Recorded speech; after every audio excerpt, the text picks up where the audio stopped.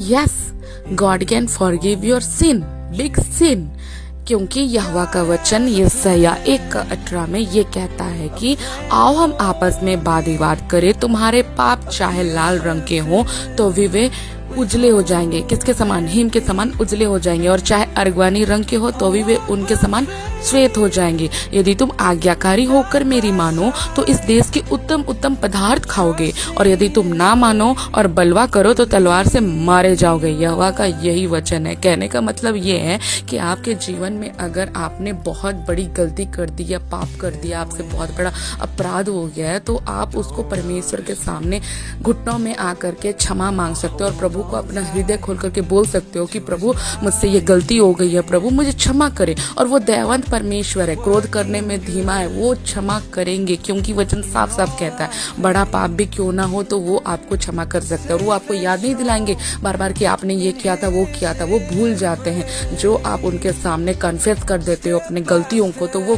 भूल जाते हैं उन गलतियों को। लेकिन इसका मतलब ये नहीं कि आपको रिपीट करना है, क्योंकि वचन में साफ साफ कहता है ना, आपको आज्ञाकारी बनना है, आपको ओबे करना है उनका कमांड को। अगर आप उनका कमांड को अगर ओबे नहीं करेंगे तो वचन कहता है तलवार से मारे जाओगे। तलवार से मारे जाओगे इन सेंस, इसका मतलब ये है कि मतलब बीमारी आएगा, दुख आएगा, लॉस आएगा, मतलब आप गॉड के फेवर को नहीं देखोगे अपने लाइफ में, हमेशा देखोगे डिप्रेशन, फ्रस्ट्रेशन, एंग्जाइटी, ऐसा बीतेगा आपका लाइफ। तो प्रभु यही कहते हैं कि मेरे पास आ जाओ, मेरे पास फिर जाओ, सब कुछ अपना बता दो मुझे और अपना हृदय को हल्का करो। हम अपने हृदय को हल्का नहीं करते, इसलिए तो आजकल हार्ट अटैक बढ़ रहा है। इसीलिए हमें प्रभु के पास लौट आना है, अपना सब कुछ प्रभु पर दे दो और सब कुछ प्रभु पर छोड़ दो। Let's God work in your life.